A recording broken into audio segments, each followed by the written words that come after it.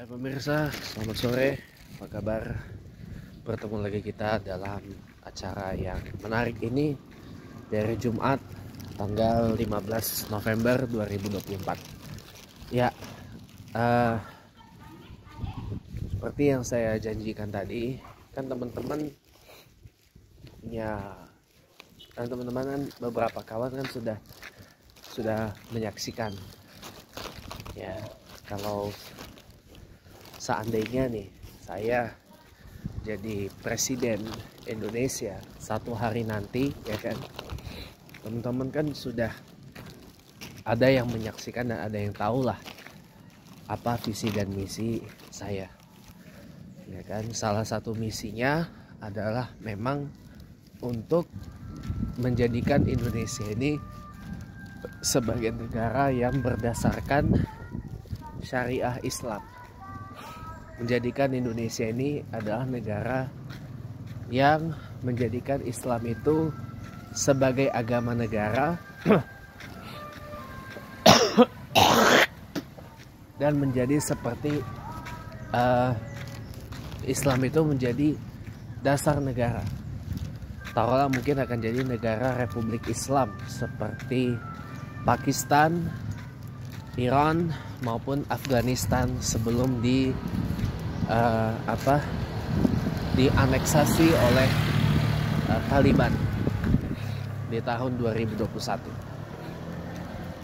Tapi sejak 1987 memang konstitusi Afghanistan secara eksplisit menyebut agama Islam sebagai agama negara di Afghanistan itu. Nah, itu salah satunya, ya kan, yang mungkin teman-teman sudah tahu. Yang akan saya lakukan adalah mengamandemen Undang-Undang Dasar 45, terutama di pasal 29 di ayat 2-nya. Jadi Islam adalah agama negara, agama resmi dari negara Republik Indonesia, dan Islam adalah agama yang wajib dianut oleh warga negara Indonesia. Jadi intinya orang yang berkewarganegaraan Indonesia atau yang punya KTP, ya, kartu tanda penduduk Republik Indonesia, ya, WNI gitu ya, dan NIK-nya itu atau dia warga negara Indonesia lah, intinya itu ya, adalah wajib hukumnya untuk beragama Islam. Jadi Islam adalah agama yang wajib dianut oleh warga negara Indonesia. Iya. Jadi itu salah satunya. Berarti kalau mereka yang bukan Islam akan kehilangan kewarganegaraan Indonesia dong. Iya, memang akan kehilangan warga negara Indonesia, akan menjadi stateless, tanpa kewarganegaraan. Ya, pilihannya hanya dua, ya, menjadi mu'alaf, masuk Islam agar tetap bisa jadi warga negara Indonesia, tapi akan kita kokohkan, ya, Piagam Jakarta itu, ketuhanan yang Maha Esa dan kewajiban melaksanakan syariah Islam bagi yang menjalankan, gitu ya. Jadi Piagam Jakarta itu akan kita reenact, ya, akan kita hidupkan kembali, akan kita pasang kembali. Jadi itu, jadi biar orang yang tadinya bukan Islam benar-benar masuk Islam itu kafah, ya, menjalankan hukum Islam ini dengan betul, dengan sungguh-sungguh. Jadi ya, Indonesia ini 100% akan penduduknya Islam gitu. Kalau saya nanti kelak jadi presiden, apapun itu tantangan, halangan, rintangan dan sebagainya saya hadapi. Nah, teman-teman, tadi kan ada dua tuh yang mau saya bahas. Dan dua ini adalah topik-topik yang relatif tidak populer dibahas di sini. Ya, ini juga salah satu visi misi saya dan salah satu kebijakan atau policy saya kalau kelak satu hari nanti saya jadi Presiden Republik Indonesia yang akan datang, di masa yang akan datang. Yang pertama itu adalah pension reform atau reformasi pensiun, ya, reformasi pensiun, dimana usia kalau kelak nanti saya jadi presiden Indonesia satu hari nanti, usia pensiun itu akan saya naikkan jadi seperti Uruguay, 70 tahun. Ya, 70 tahun ya untuk usia pensiun di semua kalangan. Mau itu ASN, pemerintahan maupun swasta. Ya. Jadi 70. Nah, mereka yang belum berusia 70 tahun ya akan saya wajibkan masuk lagi bekerja sampai nanti usia 70 tahunnya itu sudah tiba. Nah, tapi pada usia yang ke 69 atau seawal-awalnya usia 68 atau 67 ya, itu akan ada penawaran ya, karena selain pensiunnya, tunjangannya dibayarkan oleh negara, dapat uang ini dan itu, jadi akan saya perlakukan seperti pensiunan anggota DPR, DPD ya, pensiunan wakil rakyat ya, yang uang ininya seumur hidup gitu ya, seumur hidup, per bulannya juga besar, tambah lagi uang ini dan itu tunjangannya ya, ditambah lagi ada opsi untuk menaik taraf ke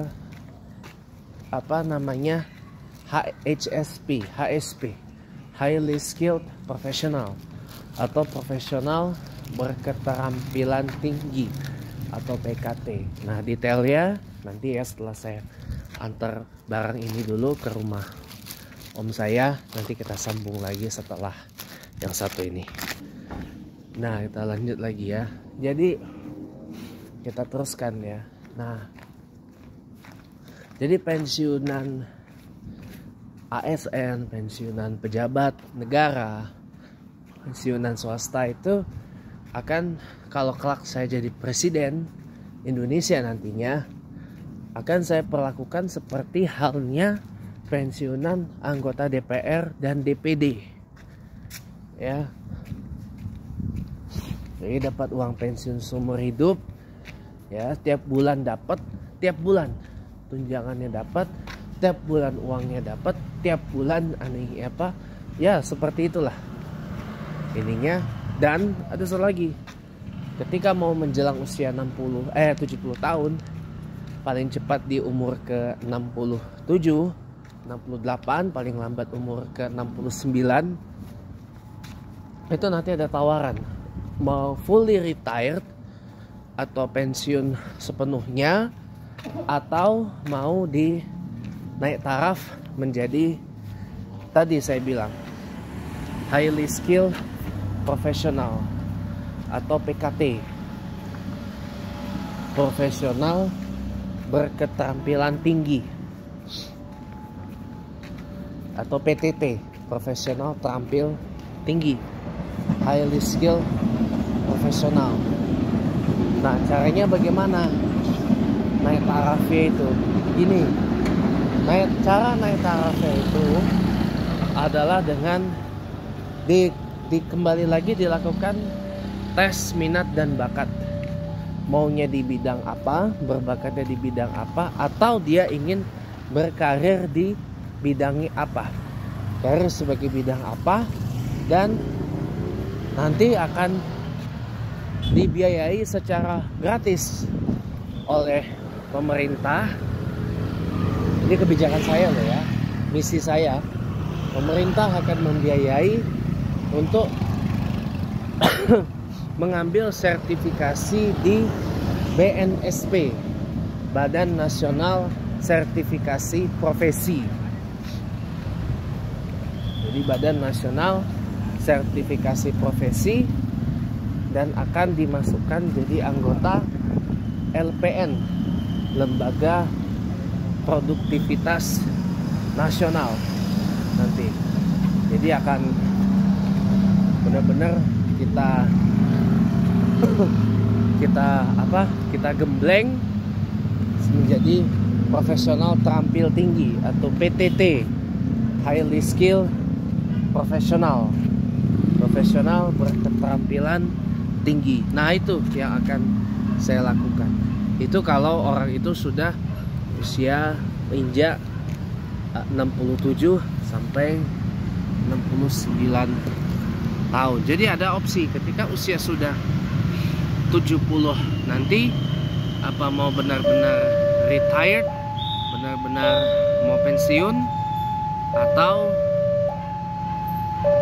apa namanya, kita deketin aja deh, atau orang itu mau kita naik taraf sebagai highly skilled profesional atau profesional terampil tinggi. Jadi nanti ketika sudah masuk usia 70, nah orang itu jadi kita punya pilihan gitu loh. Nah, ketika orang itu memilih jalur untuk naik taraf menjadi highly skilled profesional atau profesional berketerampilan tinggi, nah terbuka tuh untuk misal kita orbit, misalkan nih dia pensiunnya sebagai pensiun swasta. Nah, kita bakal buka peluang untuk dijadikan entah komisaris atau staf direksi gitu kan, atau staf ahli direksi ya kan, atau staf khususnya direksi, atau paling enggak ya komisaris lah, komisaris. Atau kita juga buka apa namanya, penawaran seperti kayak zaman Pak Jokowi dulu, apa nama, lelang jabatan. Nah orang ini tinggal milih mau duduk komisaris perusahaan atau duduk sebagai pengawas lembaga negara ya, atau staf ahli atau staf khusus menteri, presiden, wakil presiden ya, atau jadi duta besar. Iya, duta besar, kepala konsulat jenderal ya, atau apa macam-macam lah gitu. Jadi berprofesional, berjabatan-jabatan yang berkeahlian tinggi. Itu yang akan saya lakukan. Jadi biar produktif. Nah, ini nanti akan kita gratiskan sertifikasinya di BNSP gitu. Di menjelang usia pensiun kita gratiskan ininya, uji sertifikasinya ya, sesuai dengan sertifikatnya. Kalau misalkan mau udah OTW pensiun, kepengen menjadi seorang perencana keuangan, ambil sertifikasi CFP, Certified Financial Planner. Nah,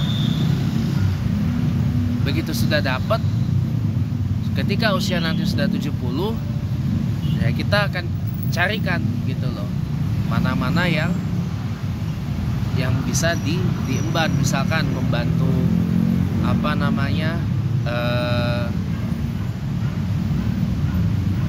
menjadi staf ahli di Kementerian Keuangan dalam bidang perencanaan, penggunaan dan alokasi APBN gitu kan. Nah, saya nanti kalau kelak nanti jadi presiden akan menambah jadi Kementerian Keuangan dan Pengelolaan Anggaran Pendapatan dan Belanja Negara, PAPBN atau Budget Management ya.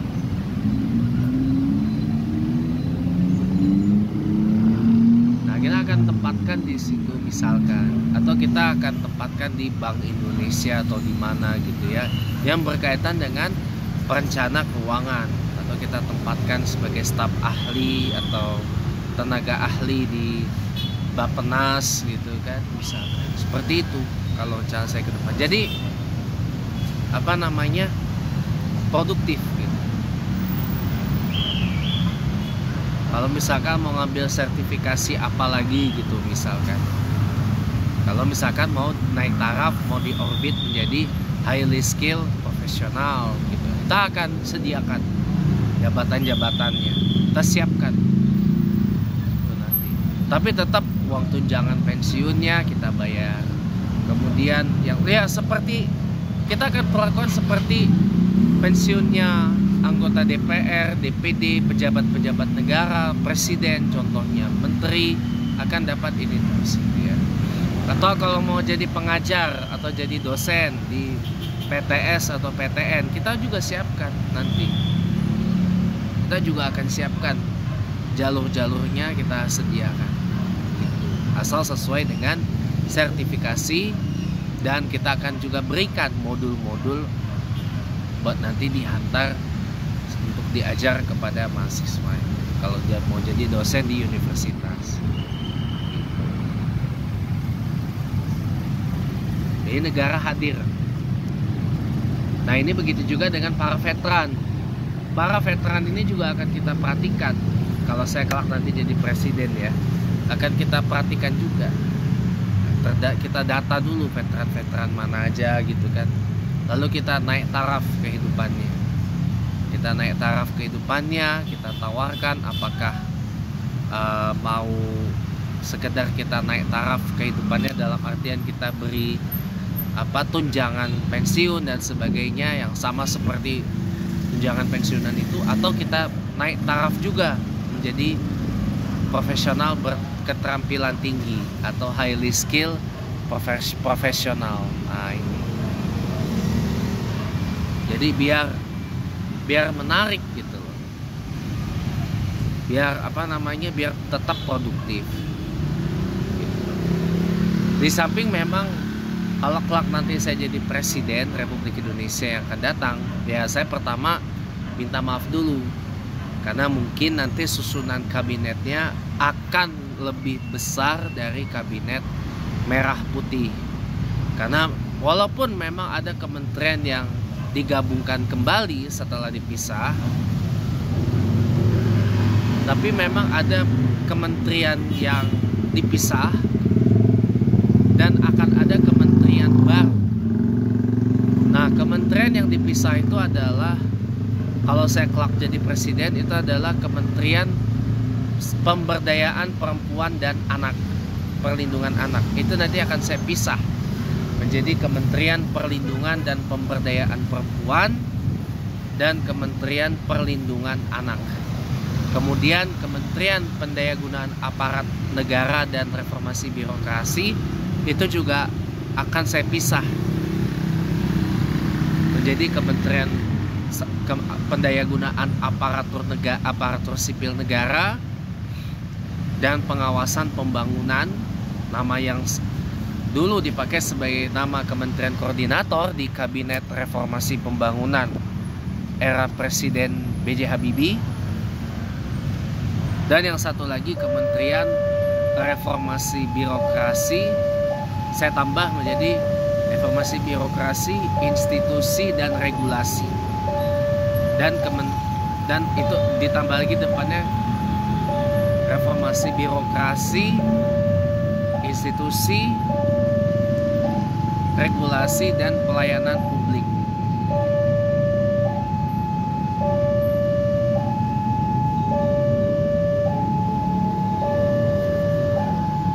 Tambah depan lagi Menteri Ombudsman, Kementerian Ombudsman. Itu dipisah. Yang digabung kembali Menko Polhukam digabung kembali, kemudian Menteri Hukum kita gabungkan kembali, ya, Imigrasi, Pemasyarakatan, Hak Asasi Manusia digabung kembali, dan Kementerian Pendidikan, Kementerian Pendidikan juga kita gabung kembali, kita satukan kembali, ya. Sama ada beberapa kementerian baru lagi yang akan saya lahirkan kalau kelak saya jadi presiden. Ada Kementerian Mitigasi dan Penanggulangan Bencana, karena negara kita ini rawan bencana. Lalu kemudian ada usul dibentuk sebuah kayak departemen penyidikan gitu, biar PPATK itu ada powernya gitu. Nah, nanti Badan Intelijen Negara itu akan saya naik taraf. Ya, BIN, Badan Intelijen Negara dan PPATK naik taraf nanti jadi Kementerian Intelijen. Jadi sama kayak Iran. Iran pun intelijennya ada menterinya, ada kementeriannya. Jadi Kementerian Intelijen. Kementerian Intelijen. Itu kementerian baru.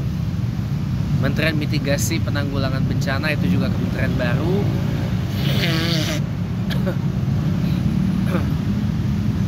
Terus juga Kementerian Intelijen. Kemudian KPK naik taraf jadi kementerian juga.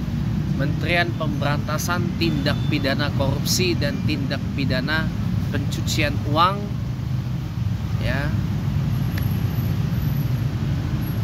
Dan ada beberapa lain yang menurut saya perlu untuk dinaik taraf jadi sebuah kementerian. Oh ya, Kementerian Koperasi UMKM akan saya gabung kembali.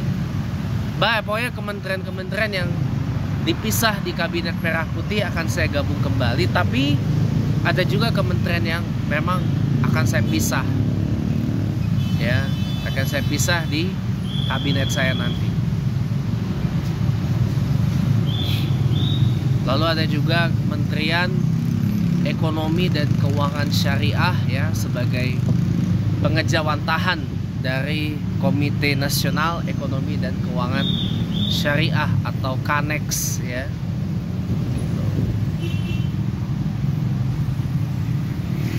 Dan masih banyak lagi, ya.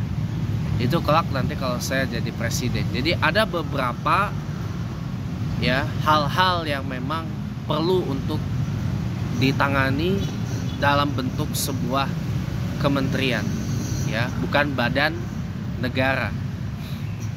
Ada kalau misalkan BPJH dan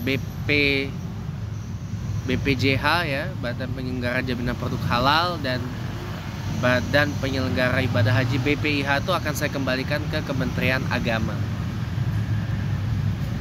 Juga nanti akan ada naik taraf dari staf khusus presiden, jadi menghidupkan kembali jabatan yang tadinya diemban oleh almarhum Pak Harmoko, yaitu Menteri Urusan Khusus. Jadi koordinator staf sus presiden nanti jadi Menteri Koordinator Urusan Khusus atau Menko Khusus, yang mengkoordinir atau ya sekedar menjadi liaison officer atau penghubung antara presiden dan menteri-menteri urusan khusus yang kelak nanti kalau saya jadi presiden akan saya charge dengan tugas-tugas. Charge itu maksudnya akan saya tugaskan untuk tugas-tugas khusus tertentu. Seperti misal tugas khusus untuk mengurus kawasan pelabuhan dan perdagangan bebas Sabang, Batam, Bintan, Karimun. Kemudian mengurus tempat wisata yang berstatus konservasi kayak Candi Borobudur, Danau Toba, Labuan Bajo. Kemudian urusan masjid, ya, dan beberapa lagi yang lain. Itu nanti akan saya dudukkan sebagai Menteri Urusan Khusus, disingkat Mensus, ya, Menteri Khusus, Menteri Urusan Khusus, gitu. Jadi maaf kalau kelak nanti saya jadi presiden, susunan kabinet saya nanti akan lebih besar lagi dari kabinet merah putih. Tapi insya Allah walaupun akan besar nanti dari kabinet merah putih, karena staf khusus presiden naik jabatan jadi menteri, dan akan ada kementerian-kementerian baru yang ada adalah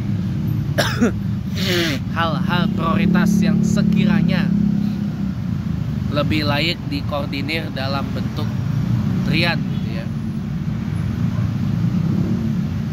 Gitu. Itu yang akan saya lakukan. Tadi kita bicara tentang masalah perubahan hari kerja. Nah, kalau kelak saya jadi presiden ya, kan saya bilang Indonesia ini kan akan berdasarkan Islam selain Pancasila, ya kan? Hari kerjanya diubah dari hari Ahad, jadi Islam Minggu nggak lagi kepake, jadi diganti Ahad. Hari Ahad sampai dengan Kamis dan Sabtu. Jadi hari pertama itu dimulai dari hari Ahad. First day of work weeknya itu dimulai dari hari Ahad. Hari Ahad, hari Ahad, hari pertama. Hari Ahad masuk kerja sampai hari Kamis. Jumatnya libur. Sabtu masuk lagi karena mengganti hari libur yang Jumat. Jadi total ada 6 hari kerja, dari hari Senin sampai dengan dari hari Ahad sampai dengan Kamis dan Sabtu. Sabtu itu ibaratnya hari ekstra lah, tapi tetap full day kerjanya itu. Jadi liburnya cuman hari Jumat saja, itu pun hanya untuk sholat Jumat tok itu ya. Jadi lalu bagaimana hari libur agama lain? Ditiadakan, dihilangkan. Jadi diganti dengan hari libur Idul Fitri sampai maksimal 10 hari, Idul Adha, Tahun Baru Islam, Maulidur Rasul, ya, Maulidur Rasul.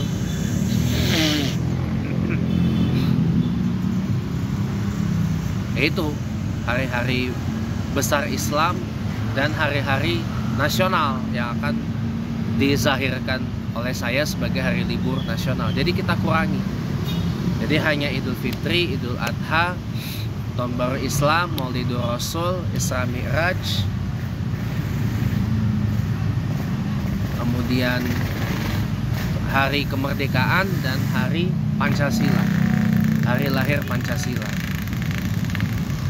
Itu pun liburnya juga bukan libur gimana, wajib upacara dan wajib diisi dengan kegiatan-kegiatan positif kayak perlombaan dan sebagainya. Begitu juga dengan hari pahlawan, hari kesaktian Pancasila tanggal 30 Oktober, gitu kan? Itu pun juga kan saya wajibkan sebagai hari upacara. Kalau hari buruh ditiadakan, hari buruh internasional ditiadakan, dibuang. Jadi dikurangi dari yang tadinya 15 hari, jadi mungkin hanya ya sama seperti Inggris lah, maksimal 10 kalau saya kan jadi presiden, biar produktif. Tahun baru 1 Januari juga bukan hari libur. Ya kalau 1 Januari libur awal tahun gak apa-apa lah gitu. Walaupun itu nggak diobserve di banyak negara Islam. 1 Januari kita kukuh hari libur gak apa-apa gitu ya. Jadi paling kita akan upayakan astagfirullah. Apa tuh? Kaget saya. Oh, petir. Oke teman-teman, karena saya agak kaget ya, jadi paling kita upayakan agar setahun itu maksimal hari libur itu cukup 10 hari saja gitu. Itu ya, mungkin ini yang bisa saya share pada kesempatan ini, karena tadi saya kaget ya. Jadi kita udahan dulu sampai di sini karena menghindari resiko dari hal-hal yang tidak diingini. Terima kasih sudah menonton, selamat sore dan sampai jumpa lagi.